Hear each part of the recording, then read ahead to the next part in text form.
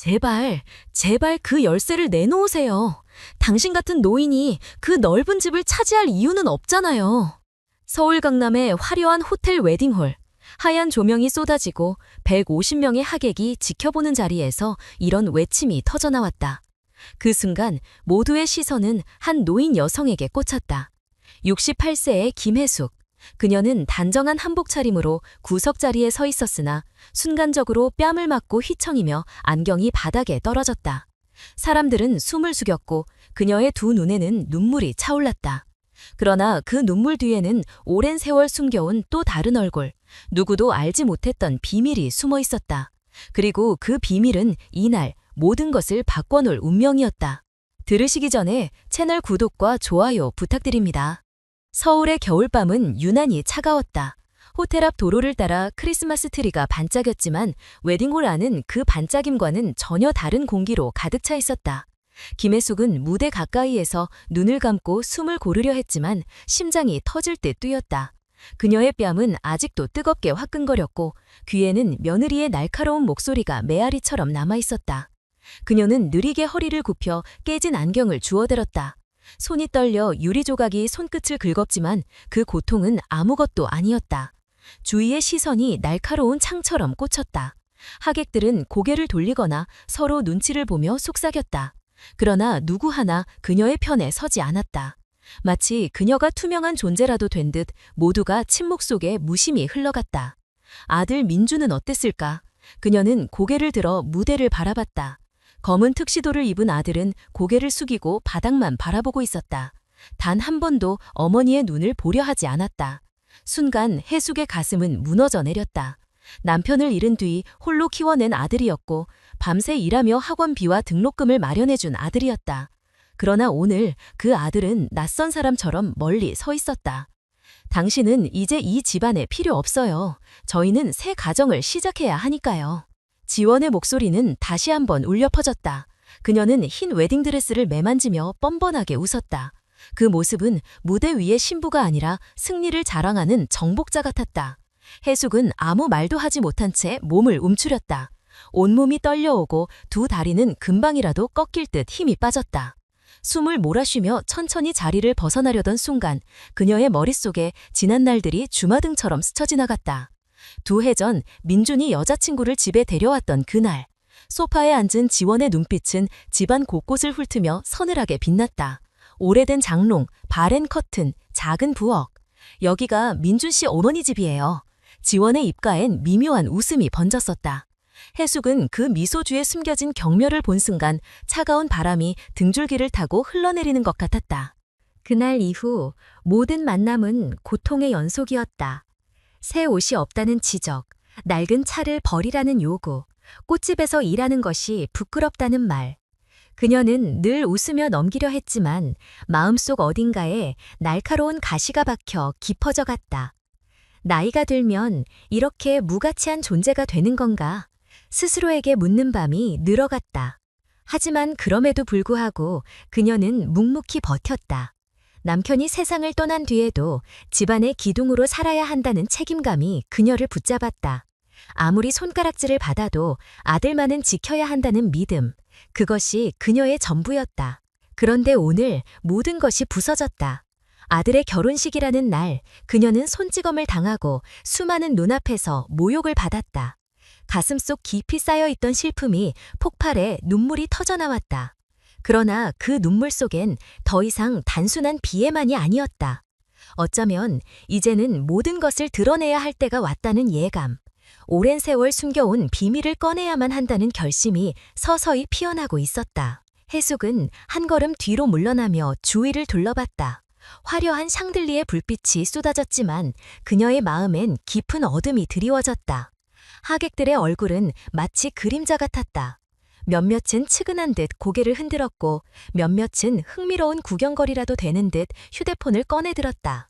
그녀는 그 순간 세상에서 완전히 홀로 남겨진 기분에 사로잡혔다. 내가 이렇게까지 무시당해야 하는 건가? 속으로 되뇌는 말이 목구멍에 걸려 나오지 못했다. 목이 메이고 심장은 점점 조여왔다. 하지만 동시에 마음 한편에서 아주 미세한 불씨가 깜빡였다. 그것은 분노와 동시에 존엄에 대한 갈망이었다. 더는 무너져 있을 수 없다는 한 인간으로서의 마지막 자존심. 그녀는 떨리는 손으로 가방을 꼭 움켜쥐었다. 그 안에는 오래된 휴대폰이 있었다. 수년 동안 쓰며 흠집이 가득한 검은색 기기. 그 순간 그녀는 본능적으로 그 휴대폰을 꺼내어 손바닥에 쥐었다. 번호 하나가 떠올랐다. 오랫동안 연락을 끊었던 이름, 그러나 언제든 필요할 때 부를 수 있는 단 한 사람. 눈물이 뺨을 타고 흘러내리며 그녀는 속으로 다짐했다. 이제는 내가 보여줄 차례야. 김혜숙의 눈빛이 서서히 변해갔다. 방금 전까지만 해도 무너져 있던 그녀의 표정은 조용히 그러나 단단히 굳어지고 있었다. 입술은 파르르 깔렸지만 그 안에는 새로운 힘이 숨어 있었다. 무대 위의 화려한 음악, 웃고 떠드는 사람들 사이에서 그녀 혼자만이 다른 세계에 서 있는 듯했다. 사람들은 알지 못했다. 지금 이 순간이 한평생을 숨죽이며 살아온 여인이 다시 일어서는 순간이라는 것을. 그리고 이 순간이 단순히 한 결혼식장의 추문으로 끝나지 않을 거라는 것을. 조명이 번쩍이고 카메라 플래시가 쏟아지는 그 틈에서 그녀는 고개를 들어 하늘을 올려다봤다. 웨딩홀의 천장이 무겁게 내려앉는 듯했지만 그 속에서 그녀는 오히려 자유로워졌다. 지금까지의 억압과 모욕이 하나씩 벗겨져 나가는 느낌이었다. 그녀는 마침내 휴대폰을 켰다. 화면에 빛이 켜지자 손끝이 떨리면서도 확고하게 한 번호를 눌렀다. 오랫동안 잠자고 있던 비밀이 이제 깨어날 시간이었다.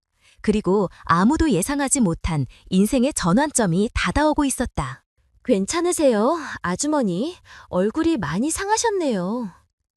그날 결혼식장에서의 굴욕 이후 며칠, 김혜숙은 꽃집 앞 의자에 앉아 있었을 때 이웃 아주머니의 걱정스러운 목소리를 들었다. 그녀는 순간적으로 미소를 지으려 했지만 입술은 떨렸고 표정은 쉽게 풀리지 않았다. 괜찮아요. 짧은 대답이 겨우 흘러나왔다. 그러나 그 말 속에는 수십 년 동안 꾹꾹 눌러왔던 슬픔과 외로움이 고스란히 묻어 있었다.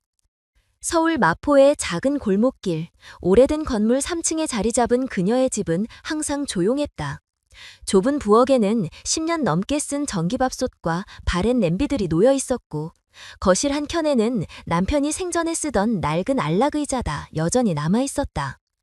혜숙은 매일 아침 그 의자를 쓸며 남편의 체온이 아직도 남아있는 듯한 착각에 잠시 눈을 감곤 했다. 그러나 눈을 뜨는 순간 텅 빈 공간의 정막이 가슴을 짓눌렀다. 아들 민주는 이제 이 집에 거의 오지 않았다. 전화를 걸어도 받지 않는 경우가 많았고 오랜만에 온다 해도 지원과 함께였다. 둘은 집에 들어서자마자 인테리어가 낡았다느니 조명이 어둡다느니 주방이 너무 작다느니 하는 말부터 꺼냈다. 혜숙은 억지로 미소 지으면서 나한테는 이게 편해, 불편하지 않아 라고 대답했지만 속으로는 뜨거운 바늘이 콕콕 찌르는 듯했다. 특히 지원의 말투는 항상 날카로웠다. 어머니, 아직도 이런 옷 입으세요? 요즘 백화점 세일 가면 저렴하게도 좋은 옷 많던데. 그녀의 시선은 혜숙의 누렇게 바랜 카디건을 위아래로 훑었다. 혜숙은 순간적으로 두 손으로 옷깃을 여미며 고개를 숙였다.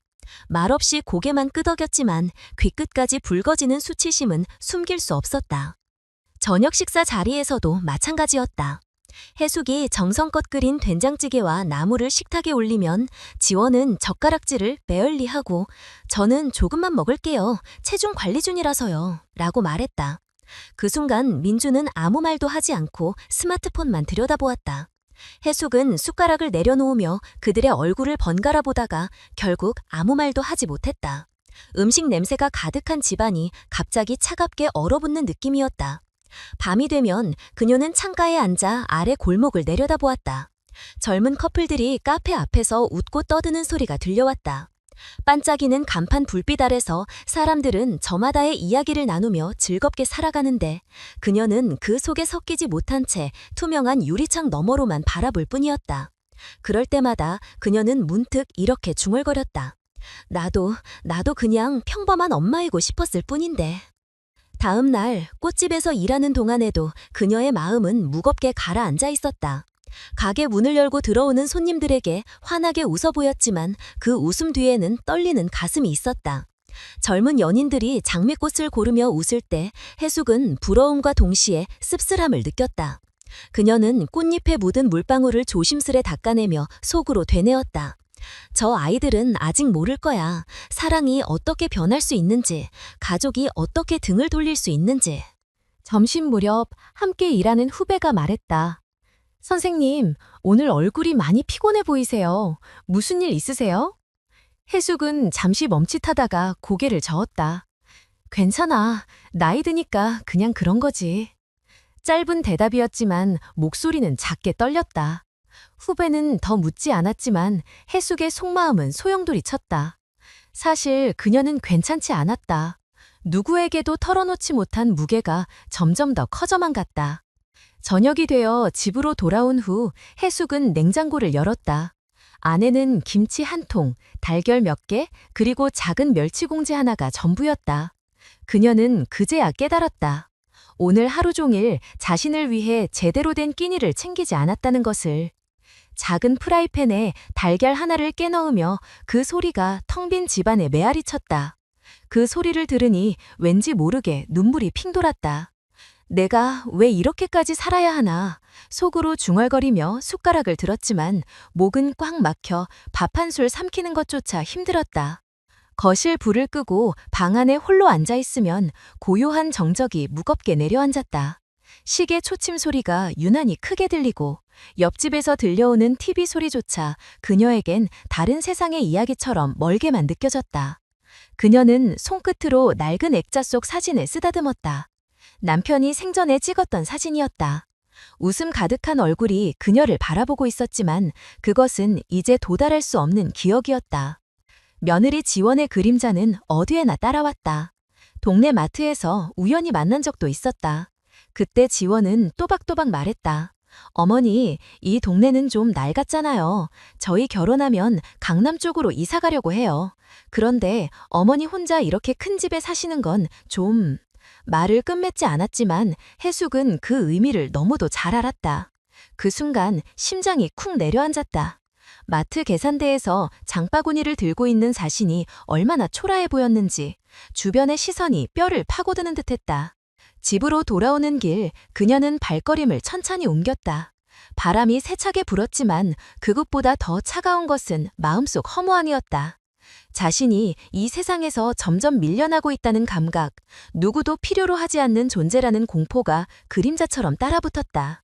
그날 밤 창문을 열고 바깥을 바라보았다. 불빛 가득한 도시의 풍경은 아름다웠지만 그녀의 마음은 텅 빈 골목 같았다. 바람이 커튼을 스치며 흔들릴 때마다 마치 누군가 그녀의 귓가에 속삭이는 것 같았다. 넌 이제 필요 없어. 지원의 목소리가 환청처럼 들려왔다. 해숙은 두 손으로 귀를 막았지만 그 소리는 사라지지 않았다. 그녀는 책상 서랍을 열었다. 그 안에는 오래된 편지와 영수증들이 쌓여 있었다. 아들을 위해 학원비를 내던 영수증, 빚을 갚기 위해 허리띠를 졸라매며 모은 돈의 기록, 종이 위에 남은 숫자들은 그녀의 삶이자 희생의 흔적이었다. 그러나 지금 아들은 그 모든 것을 잊은 듯 자신을 무시하는 여자의 말에만 고개를 끄덕였다. 깊은 새벽, 해숙은 이불 속에서 문을 감았다. 그러나 잠은 오지 않았다. 머릿속에서는 아들의 웃던 얼굴과 지금의 차가운 얼굴이 교차하며 끊임없이 흔들렸다. 내가 뭘 잘못했을까? 내가 뭘 그렇게 부족하게 했을까? 스스로를 탓하는 질문이 밀려왔다. 눈가가 다시 젖어들었지만 그 눈물은 더 이상 단순한 슬픔만은 아니었다. 그것은 자존심이 무너져가는 고통이자 동시에 언젠가 진실을 밝혀야 한다는 두려운 결심이었다. 창밖에서 새벽 첫 전철이 지나는 소리가 울려 퍼졌다. 그 소리는 새로운 하루의 시작을 알렸지만 그녀에게는 또 다른 외로운 싸움의 신호 같았다. 김혜숙은 두 손을 꼭 모았다. 떨리는 숨을 내쉬며 속으로 조용히 기도했다. 부디 내 마음을 누군가 알아주기를, 단 한 사람이라도. 그러나 그녀는 잘 알고 있었다. 지금 이 순간 세상은 그녀를 외면하고 있다는 것을. 그리고 이 외면의 시간들이 쌓여 머지않아 더 큰 폭풍을 불러올 것이라는 것도. 어머니, 이제는 제발 현실을 좀 보셔야죠. 그 말이 귀에 박혀 떨어지지 않았다. 며느리 지원이 마지막으로 던진 그 문장은 단순한 조언이 아니었다.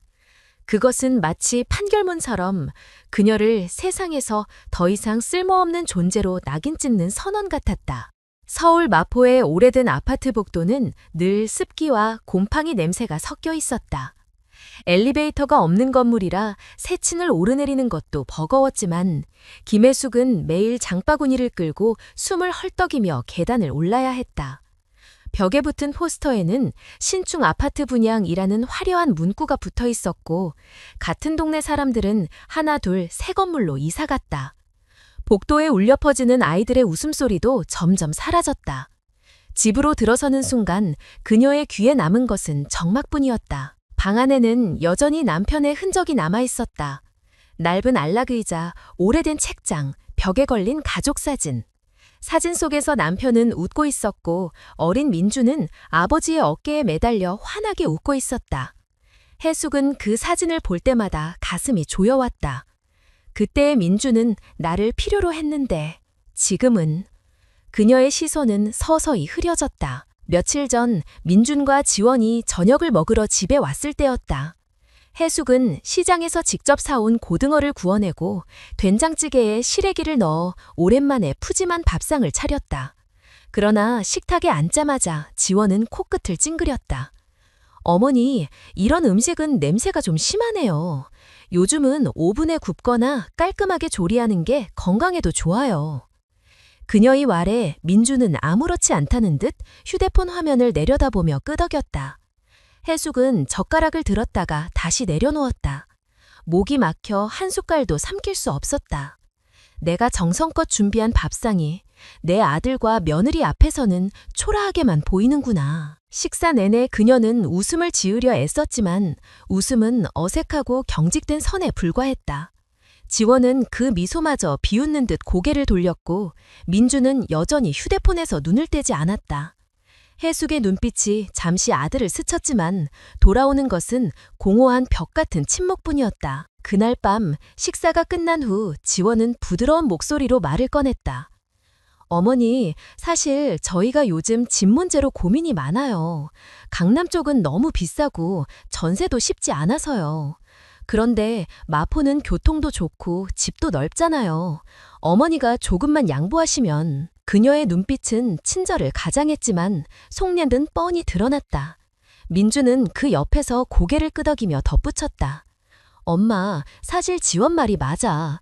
엄마 혼자 이렇게 큰 집에 계시는 건 너무 힘들잖아. 더 편한 곳으로 옮기시면 우리도 안심이고. 그 순간 혜숙은 손에 들고 있던 컵을 놓칠 뻔했다. 유리잔이 달그락 소리를 내며 흔들렸다. 그녀는 눈을 감았다. 차갑게 얼어붙은 공기가 폐복까지 스며드는 것 같았다. 목구멍까지 차오른 말이 있었지만 끝내 삼켜버렸다. 입술은 파르르 떨렸고 눈동자는 흔들렸지만 단 한마디도 내뱉지 못했다. 다음 날 아침 꽃집으로 향하는 길에 그녀는 유리창에 비친 자신의 모습을 보았다. 낡은 코트, 해진 장갑, 뒷머리에 흰머리가 군데군데 드러나 있었다. 내 모습이 이렇게 초라했나? 순간 가슴 깊은 곳에서 쓸쓸한 바람이 불어왔다. 꽃집 안은 늘 향긋한 냄새로 가득했지만 그 향기조차 마음을 위로해주지 못했다. 젊은 연인들이 장미꽃다발을 고르며 웃음을 터뜨릴 때 그녀는 그 웃음을 바라보며 괜히 손끝이 굳어졌다. 마치 자신은 그들의 세계와 아무 상관없는 투명한 존재가 된 듯했다. 후배가 다가와 말했다. 선생님, 요즘 많이 피곤해 보이세요. 괜찮으세요? 혜숙은 억지로 미소를 지었다. 괜찮아. 나이 들면 다 이런 거지 뭐. 그러나 그 미소 뒤에 숨은 떨림은 누구보다도 그녀 자신이 잘 알고 있었다. 정말 괜찮은 걸까? 저녁이 되어 집으로 돌아오는 길, 동네 카페에서 지원과 그녀의 친구들이 떠드는 모습을 우연히 보았다. 우리 신혼집은 아직 확정은 안 됐는데 곧 해결될 거야. 시어머니 집이 있으니까 크게 걱정은 안 해. 지원의 목소리가 카페 창문 너머로 또렷하게 들려왔다. 친구들이 웃음을 터뜨렸다. 혜숙은 그 자리에서 얼어붙은 듯 멈춰섰다. 그녀의 손에서 장바구니가 미끄러져 바닥에 떨어졌다. 귤이 굴러가며 도로 위에 흩어졌다. 사람들은 그녀를 도와주려 다가왔지만 그녀는 급히 몸을 숙여 귤을 주워 담았다. 눈물이 시야를 가려 과일이 제대로 잡히지 않았다. 밤이 되자 그녀는 창문을 열고 바람을 맞았다. 차가운 겨울바람이 얼굴을 스쳤지만 그것은 오히려 마음속 불안과 수치심을 더 깊게 파고들었다. 지원의 웃음소리, 민준의 침묵이 뒤섞여 머릿속을 떠나지 않았다. 나는 왜 이렇게 초라해졌을까? 왜 아무도 내 말을 들어주지 않을까? 그녀는 거울 앞에 서서 자신의 얼굴을 오래 바라봤다. 주름진 피부, 힘없이 내려앉은 어깨. 그러나 그 속에서도 희미하게나마 빛나는 무언가가 있었다. 그것은 인정받고 싶은 작은 열망, 여전히 사랑받고 싶다는 간절한 마음이었다. 새벽녘, 해숙은 책상 앞에 앉았다. 눈앞에 놓인 서류 더미에는 수년간 모아온 영수증과 통장 기록들이 있었다.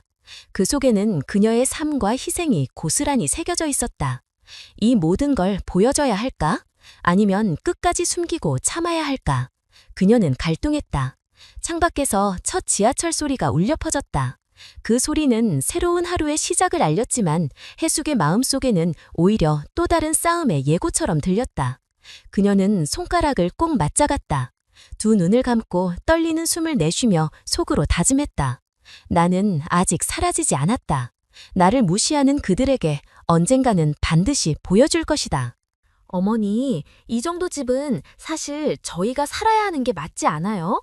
혼자 사시기엔 너무 넓고 낭비잖아요. 지원의 목소리는 부드러운 척했지만 그 안에 깔린 뉘앙스는 날카로웠다. 김혜숙은 소파에 앉아 있었지만 그 말이 마치 쇠망치처럼 머리를 내리치는 것 같았다. 눈꺼풀이 무겁게 내려앉고 손끝은 차갑게 식어갔다. 겨울의 해는 짧았다. 창문 너머로 어스름이 내려앉아 거실의 공기는 한층 더 무거워졌다.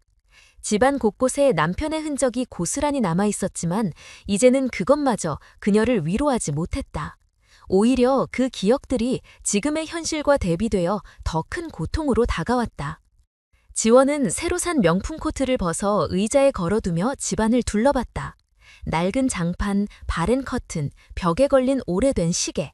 그녀의 시선에는 늘 냉소가 담겨 있었다. 민준 씨, 이 집을 조금만 손보면 꽤 괜찮을 것 같지 않아요? 위치도 좋고 방도 넓고. 지원은 대놓고 집을 재단하는 듯 말했다. 그 말에 민준은 고개를 끄덕이며 그렇네? 라고 답했다. 해숙의 가슴은 또 한 번 무너졌다. 그녀는 입술을 꼭 깨물었지만 아무 소리도 내지 못했다. 말을 꺼내려다 목이 막혀 숨만 헐떡였다. 그날 저녁 세 사람은 함께 식탁에 앉았다. 해숙은 평소보다 정성껏 음식을 준비했다. 직접 담근 김치, 보글보글 끓는 된장찌개, 그리고 멸치볶음. 그러나 식탁 위의 음식들은 지원의 눈길을 잠시 머물게 했을 뿐 감탄도 감사도 없었다.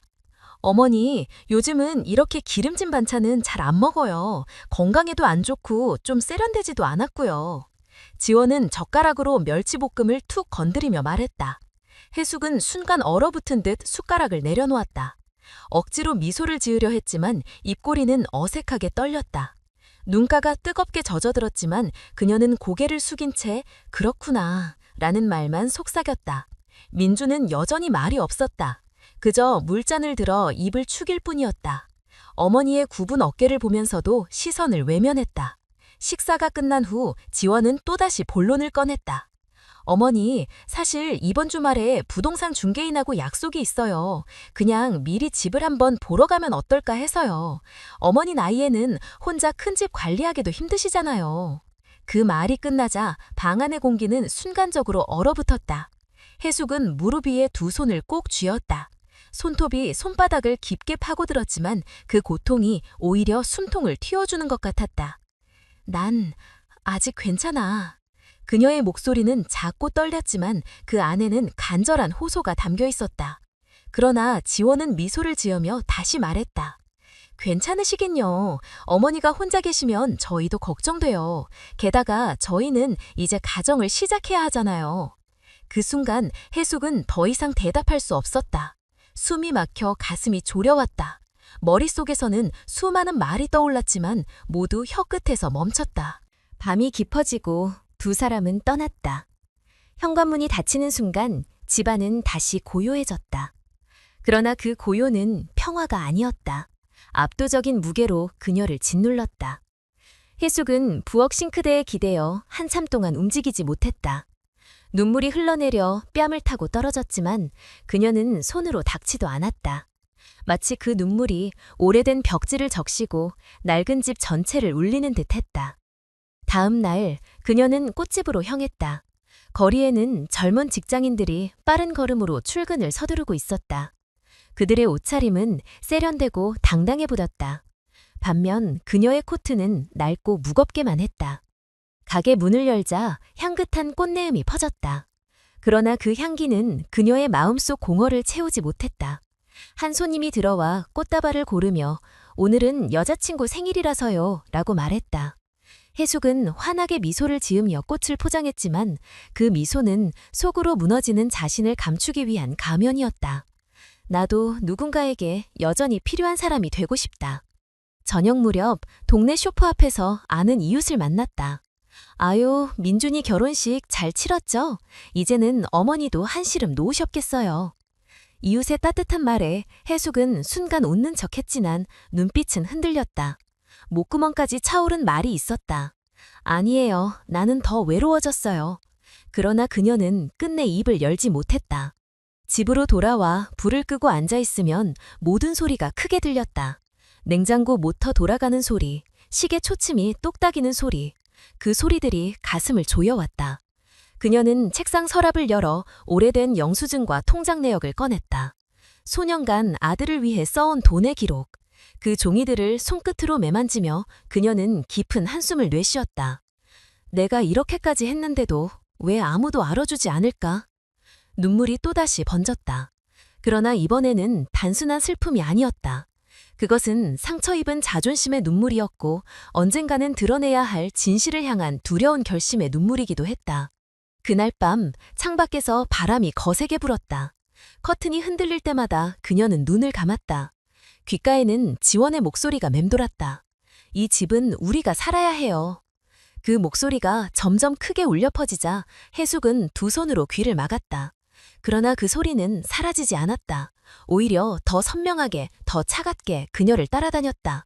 그녀는 결국 자리에서 일어나 창문을 열었다. 차가운 공기가 얼굴을 스쳤다. 그 순간 눈물이 한 줄기 흘러내렸다. 하지만 이번 눈물은 이전과 달랐다. 그것은 끝없는 무력감 속에서도 여전히 꺼지지 않는 작은 불씨, 언젠가는 세상에 보여줄 힘의 조각이었다. 김혜숙은 창밖의 어둠을 뚫어지게 바라보며 속으로 되뇌었다. 아직 끝나지 않았다. 아직 내가 살아있음을 반드시 보여줄 것이다. 엄마, 제발 좀 이해해줘. 우리도 힘들어. 민준의 목소리는 한순간 애원처럼 들렸지만 곧이어 그 말이 그녀의 가슴에 깊은 칼날로 꽂혔다. 김혜숙은 대답하지 못한 채 식탁 위에 놓인 손을 바라보았다. 손등 위로 세월의 주름이 깊게 새겨져 있었고 작은 상처 자국이 여전히 남아 있었다. 그 손은 아들을 키우며 밤낮 없이 일하던 시간의 증거였다. 그러나 지금 그 손은 아들에게는 아무 의미 없는 듯 보였다. 겨울바람이 차갑게 불어오는 어느 오후, 혜숙은 다시 꽃집에 나가 있었다. 작은 꽃잎을 다듬으며 마음을 가라앉히려 했지만 머릿속에서는 여전히 아들의 말이 메아리 쳤다. 우리도 힘들어. 그 말 속에는 자신을 향한 어떤 애정도 없었다. 오직 요구와 기대만이 남아 있었다. 한 젊은 여성이 꽃집에 들어와 활짝 웃으며 말했다. 오늘은 친구 생일이에요. 화려하게 포장해 주실 수 있나요? 혜숙은 고개를 끄덕이며 장미꽃을 골랐다. 그러나 그녀의 눈빛은 순간 흔들렸다. 손님이 행복하게 웃을 때마다 자신은 그 웃음에서 점점 멀어지는 느낌이었다. 꽃을 포장하는 손길은 능숙했지만 가슴 한쪽은 허전하게 비어 있었다. 나는 왜 이렇게 인정받고 싶은 걸까? 왜 이렇게 누군가의 고마움 한마디가 간절한 걸까? 그날 저녁 집으로 돌아온 혜숙은 부엌에 앉아 차가운 밥을 혼자 먹었다. 김치 몇 조각과 함께 삼킨 밥알은 목구멍에 걸려 내려가지 않았다. TV에서는 인기 예능 프로그램이 흘러나왔지만 웃음소리가 공허하게 울릴 뿐 그녀를 웃게 만들지 못했다. 오히려 그 웃음소리가 자신을 비웃는 것처럼 들렸다. 문득 휴대폰이 울렸다. 화면에는 민준이라는 이름이 떴다. 순간 가슴이 철렁 내려앉았다. 그러나 전화를 받자마자 들려온 목소리는 따뜻하지 않았다. 엄마, 다음 주까지 전세 보증금이 필요해. 지금 상황이 급해서 조금만 도와줄 수 있지? 해숙은 한동안 말이 나오지 않았다. 목이 메어 대답을 할 수 없었다. 그녀는 겨우 목소리를 짜내어 내가 생각해 볼게 라고 했다. 하지만 전화를 끝나자마자 눈물이 쏟아졌다. 내가 그들에게 단순히 돈을 빌려주는 사람으로밖에 보이지 않는 걸까? 며칠 뒤 지원은 해숙을 직접 찾아왔다. 현관문을 열자 그녀는 고급 가방을 들고 서 있었다. 눈길은 집안을 훑으며 또 한 번 냉소를 담았다. 어머니, 저희 진짜 힘들어요. 아시잖아요. 요즘 세상 살기가 얼마나 어려운지. 어머니 혼자 이렇게 집 지키고 있는 게 무슨 의미가 있겠어요. 그 말에 해숙의 눈빛이 순간 흔들렸다. 그러나 곧 깊은 슬픔이 깔린 눈물이 차올랐다. 그녀는 아무 말도 하지 않고 의자에 앉았다. 지원은 그런 그녀를 향해 웃음을 지으며 다시 말을 이어갔다. 저희가 여기 들어와 살면 훨씬 잘 관리할 수 있을 거예요. 어머니도 걱정 덜 하실 거고. 해숙은 그 순간 차갑게 굳어졌다. 나는 이 집에서 남편과 아들을 지키며 살아왔는데 이제는 내 존재 자체가 쓸모 없어진 걸까? 밤이 되자 그녀는 책상 앞에 앉아 서류를 꺼냈다. 오래된 통장과 영수증, 그리고 아들의 학비와 생활비를 위해 보낸 기록들. 손끝이 종이 위를 천천히 따라갔다. 눈물이 뚝뚝 떨어져 종이에 번졌다. 나는 이렇게까지 했는데 왜 아무도 몰라줄까? 왜 나의 희생은 언제나 당연한 것으로만 여겨질까? 그녀는 눈을 감았다. 숨이 막히듯 가슴이 조여왔다. 그러나 그 안에서 작게 타오르는 무언가가 있었다. 인정받고 싶은 간절한 열망, 그리고 더 이상 침묵할 수 없다는 결심. 며칠 후 동네 마트에서 장을 보던 해숙은 우연히 이웃 아주머니들과 마주쳤다. 아유, 아드님 결혼식이 참 화려하더라고요. 축하드려요. 며느리 참 세련됐더라. 앞으로 어머니 편히 사실 거예요. 그들의 말은 선이었지만 해숙에게는 비수가 되어 꽂혔다. 그녀는 억지로 미소 지으며 고개를 끄덕였다. 그러나 집으로 돌아오는 길, 발걸음은 무겁고 눈물은 멈추지 않았다. 나는 점점 더 외톨이가 되어가는구나. 그날 밤 창밖을 바라보던 해숙은 스스로에게 속삭였다. 나는 사라지고 있는 걸까? 아니면 아직 누군가가 나를 기억해 줄까? 눈물이 다시 흘러내렸다. 그러나 이번에는 단순한 절망만이 아니었다. 그것은 언젠가 진실을 드러내겠다는 두려운 결심과 동시에 작은 희망의 불씨였다. 그녀는 깊은 숨을 들이마시며 두 손을 가슴 위에 포겠다. 그리고 천천히 그러나 단단히 다짐했다. 더 이상 숨지 않겠다. 더 이상 외면당하지 않겠다. 서울의 방은 여전히 차가웠지만 그녀의 마음속 어딘가에서는 작고 뜨거운 불빛이 타오르고 있었다. 어머니, 이제는 솔직히 말씀드릴게요. 저희가 이 집을 필요로 해요. 지원의 목소리는 또렷했지만 그 안에는 숨길 수 없는 조급함이 섞여 있었다. 김혜숙은 순간 귀를 의심했다. 그러나 곧 이어지는 며느리의 시선은 너무도 분명했다. 마치 오래된 집의 벽지를 벗겨내듯 그녀의 마음을 하나씩 뜯어내고 있었다. 그녀의 마음을 하나씩 뜯어내고 있었다. 그날 밤 집은 고요했지만 고요하지 않았다. 시계 초침이 또각또각 소리를 내며 시간을 잘라내는 순간마다 해숙의 가슴은 무겁게 내려앉았다. 부엌 싱크대 위에는 저녁에 먹다 남은 반찬들이 그대로 놓여 있었다. 젓가락이 한 번도 닿지 않은 반찬들이 차갑게 식어버린 그 모습이 오늘 그녀의 하루를 그대로 비추는 거울 같았다. 거실 소파에 앉아있던 해숙은 천천히 손을 무릎 위에 올렸다. 손등 위에 혈관이 툭 붉어져 있었고 세월이 새긴 깊은 주름이 그림자처럼 따라붙어 있었다. 그녀는 손을 바라보다가 문득 생각했다. 이 손이 민준을 키웠는데 이제는 아무 쓸모도 없는 걸까? 눈가가 뜨거워졌지만 그녀는 울지 않았다. 울음조차 이제는 사치처럼 느껴졌다. 며칠 후 꽃집에서 일하던 해숙은 작은 소음에도 예민해졌다. 한 손님이 무심코 던진 한마디. 아이고, 이런 데서 아직도 일하시네요. 연세도 있으신데 힘드시지 않으세요? 그 말은 단순한 관심이었을지 모르지만 해숙에게는 또 다른 상처였다. 그녀는 억지로 미소를 지으며 대답했다. 괜찮아요. 움직이는 게 오히려 좋아요. 그러나 꽃을 포장하는 손은 떨리고 있었다. 가위날이 리본을 곱게 자르지 못하고 삐뚤빼뚤 흘러갔다. 손님이 돌아간 뒤 해숙은 한참 동안 그 자리에서 움직이지 못했다. 가게 안 가득한 꽃향기조차 그녀를 위로하지 못했다. 오히려 그 향기가 더 답답하게 느껴졌다. 나는 왜 이렇게까지 작아져야 하는 걸까?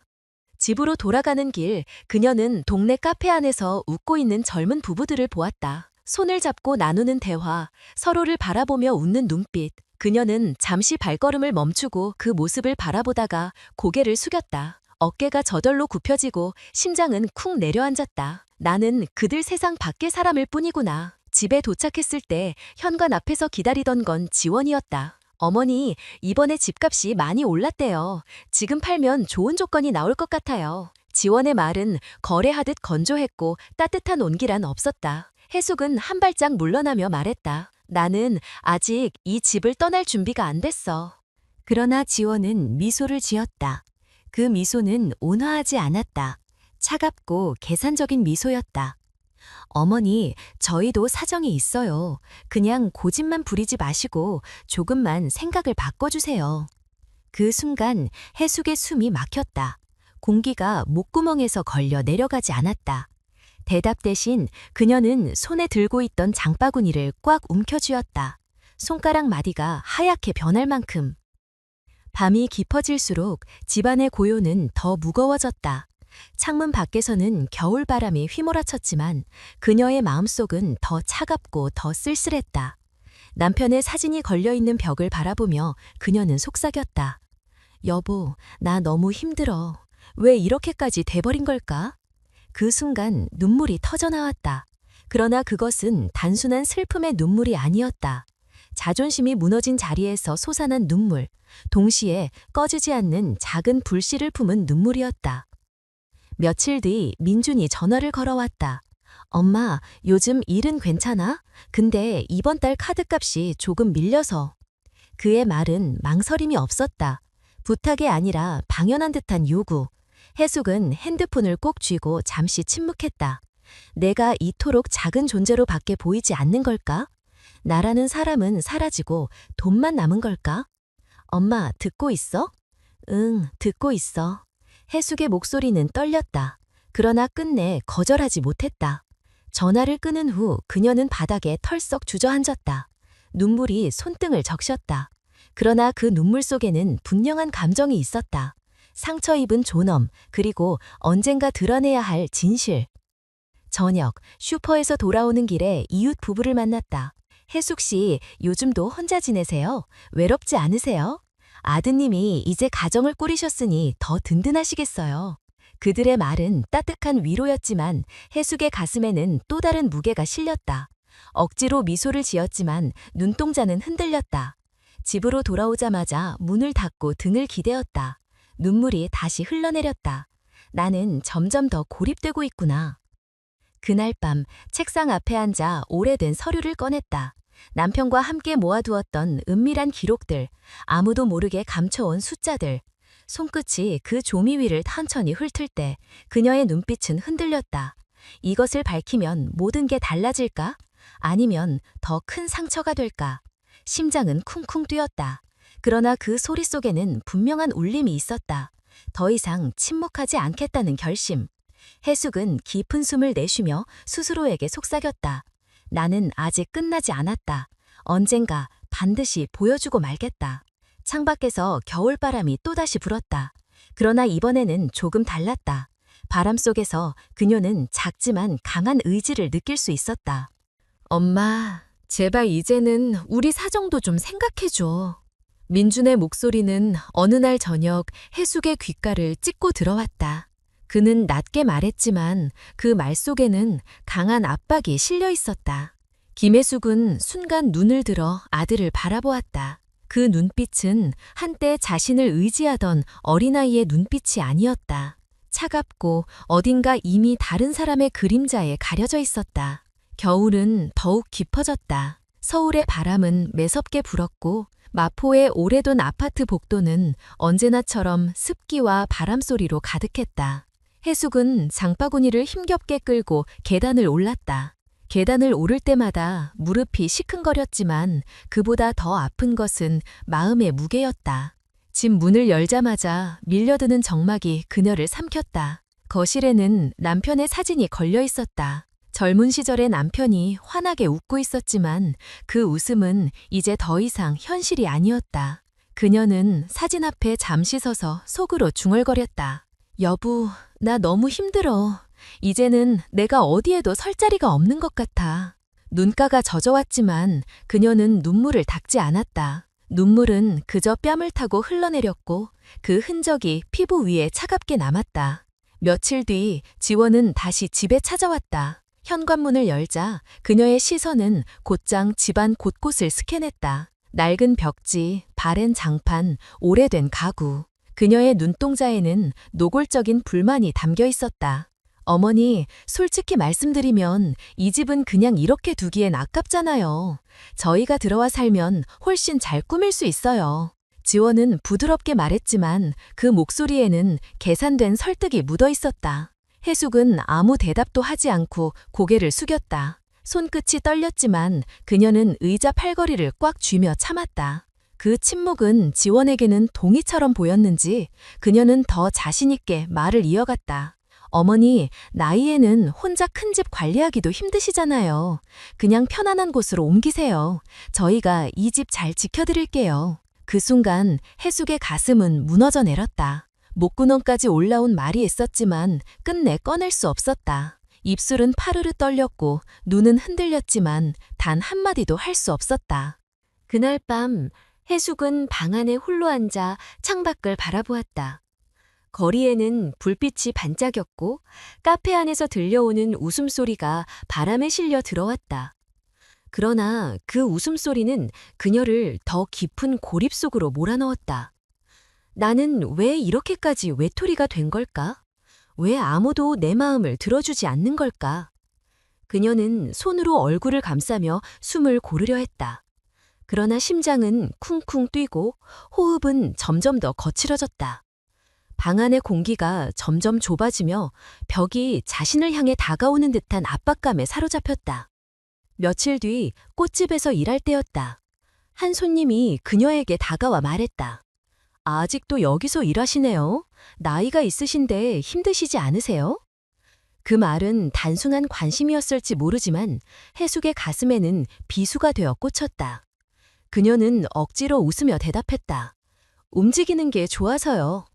그러나 그 순간 눈빛은 흔들렸고 손에 들린 꽃가위가 덜컥 소리를 냈다.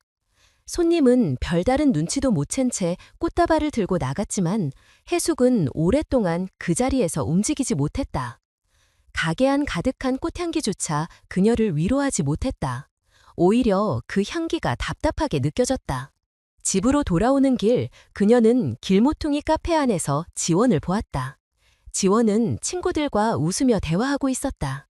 우리 신혼집은 아직 확정은 안 됐는데 시어머니 집이 있으니까 큰 걱정은 없어. 그 말에 친구들이 웃음을 터뜨렸다. 해숙은 그 순간 발걸음을 멈추었다. 장바구니가 손에서 미끄러져 귤이 길바닥에 굴러갔다. 그녀는 급히 몸을 숙여 귤을 주워 담았지만 눈물이 시야를 가려 손끝이 제대로 움직이지 않았다. 사람들은 그녀를 도우려 했지만 해숙은 고개를 숙인 채 괜찮아요 라고만 반복했다. 그러나 그 목소리는 떨리고 있었다. 밤이 되자 집안은 더 차가웠다. 부엌 싱크대 위에 놓인 접시들이 반짝였지만 그것은 빛이 아니라 공허였다. 해숙은 의자에 앉아 두 손을 무릎 위에 올렸다. 손톱이 손바닥을 깊게 파고들 정도로 힘을 주었다. 나는 언제까지 이렇게 살아야 할까? 언제까지 이렇게 무시당해야 할까? 눈물이 흘러내렸지만 이번 눈물은 단순한 슬픔이 아니었다. 그것은 무너진 자존심이자 동시에 꺼지지 않는 작은 불씨였다. 그녀는 천천히 고개를 들어 천장을 바라보았다. 목소리는 들리지 않았지만 눈빛은 분명히 말했다. 나는 아직 끝나지 않았다. 언젠가 반드시 보여줄 것이다. 서울의 겨울밤은 차갑게 흐르고 있었지만 김혜숙의 가슴 한편에는 서서히 뜨거운 것이 깨어나고 있었다. 어머니, 미안해요. 이제야 알 것 같아요.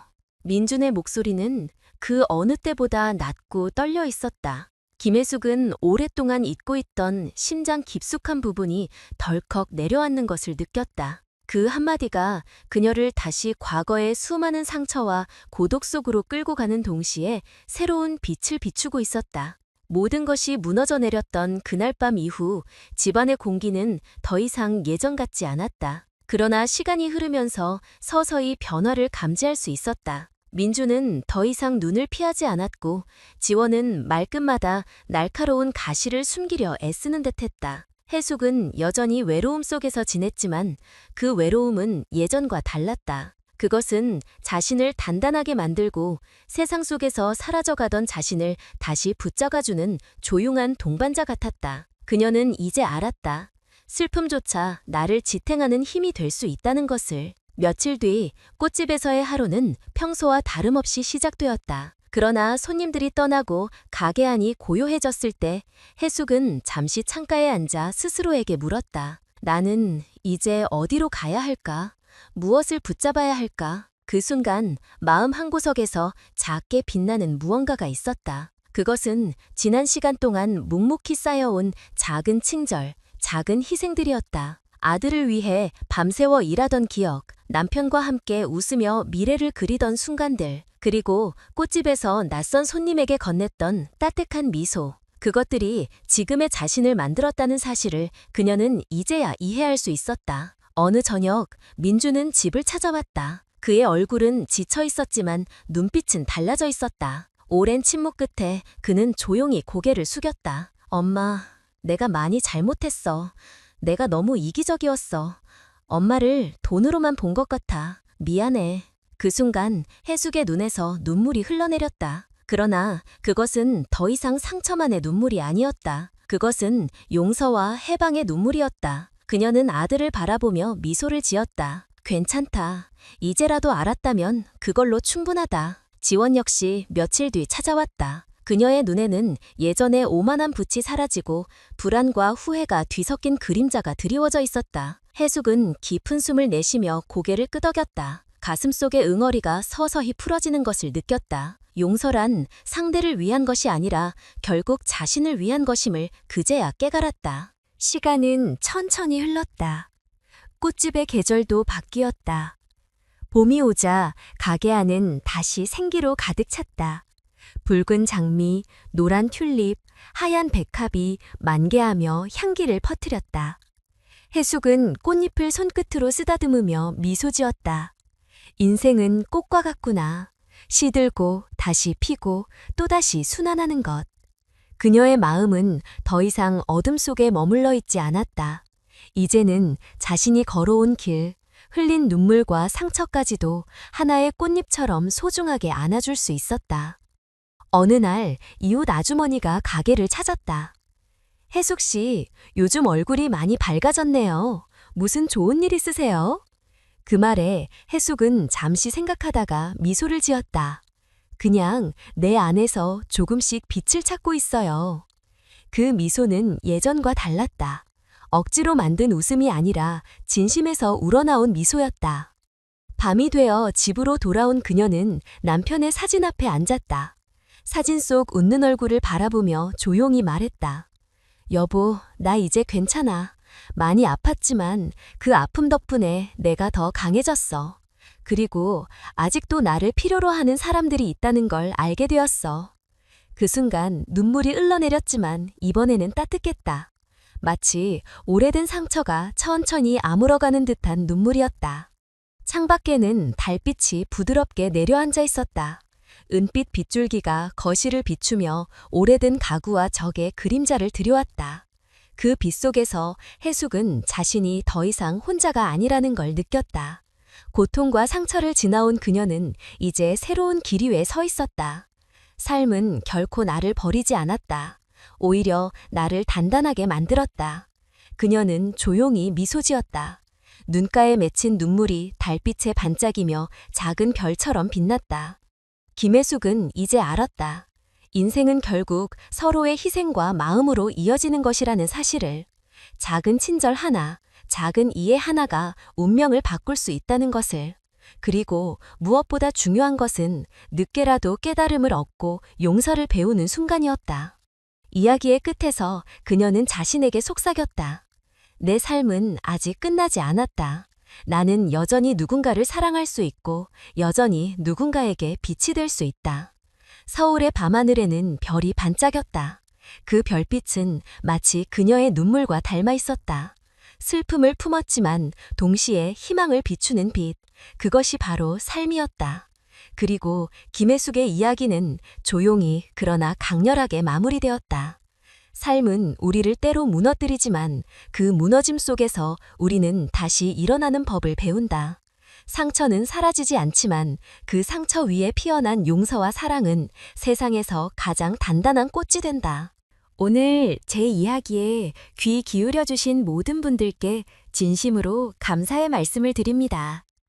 긴 시간 동안 함께 해주신 그 마음이 저에게는 큰 힘이 되었고 또 이 이야기를 전할 용기를 주었습니다. 오늘의 이야기가 단순한 한 사람의 삶이 아니라 우리 모두가 함께 겪고 있는 현실의 단편이라는 것을 느끼셨기를 바랍니다. 때로는 가까운 가족에게조차 상처를 받고 외로움 속에 방황할 때가 있지만 결국 우리를 지켜주는 것은 존엄과 서로에 대한 존중이라는 사실을 잊지 말아야 합니다. 작은 친절 하나, 따뜻한 말 한마디가 누군가의 인생을 바꾸고 또 무너진 마음을 다시 일으켜 세울 수 있다는 것을 다시금 배웠습니다. 이야기를 통해 드리고 싶은 메시지는 분명합니다. 삶은 때로 냉혹하지만 끝내는 사랑과 용서가 우리를 더 단단하게 만들고 세상은 결국 그 따뜻함으로 이어진다는 것입니다. 오늘의 이야기가 여러분의 마음에도 작은 울림이 되었기를 간절히 바랍니다. 저희 채널을 응원해주시는 방법은 아주 간단합니다. 아래에 좋아요를 눌러주시고 느끼신 점을 댓글로 남겨주시면 큰 힘이 됩니다. 그리고 구독을 눌러주시면 앞으로도 더 많은 이야기를 함께 나눌 수 있습니다. 여러분의 응원과 관심이 저희에게는 가장 큰 선물이며 또 앞으로 나아갈 수 있는 원동력이 됩니다. 진심으로 감사합니다.